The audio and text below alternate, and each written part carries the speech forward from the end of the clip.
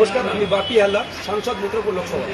আজকে আপনারা election update যারা টিভির পর্দায় চোখ রেখেছেন, আপনারা নিশ্চিতভাবে লক্ষ্য করছেন যে একটা ইলেকশন কমিশন এবং মিডিয়ার যৌথ যোগসাযোগের মধ্য দিয়ে আজকে সারা বাংলাটাকে তারা যেভাবে ভোটটাকে প্রহসনে পরিণত করতে চেয়েছিল, আজকের কাউন্টিং প্রক্রিয়াটাকে সেইভাবে একইভাবে একটা স্লো প্রসেসের মধ্য দিয়ে একেবারে বাংলার মানুষের যে মত, বাংলার মানুষের যে রায়, সেই রায়টা মানুষের সামনে তারা আনতে চাইছে না।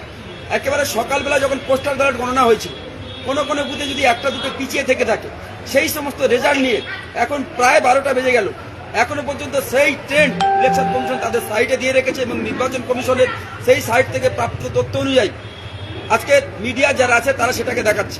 কিন্তু বাস্তবের মাটিতে দাঁড়িয়ে আমিও একটা কাউন্টিং সেন্টারের সামনে রয়েছি।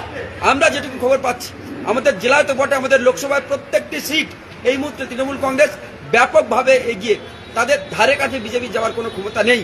শুধু তাই নয়, সারা রাজ্যের ক্ষেত্রে আমাদের যারা সাংগঠনিকভাবে দায়িত্ব নিয়ে কাজ করছে তাদের কাছে যা খবর, এই মুহূর্তে তৃণমূল কংগ্রেস প্রায় 190 আসনের অধিক আসনে তৃণমূল কংগ্রেস এগিয়ে রয়েছে।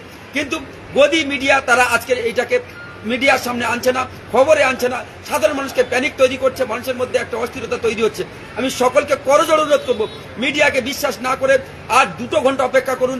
নিশ্চিতভাবে শেষ কথা বলবে মানুষ, সার্টিফিকেট শেষ কথা বলবে।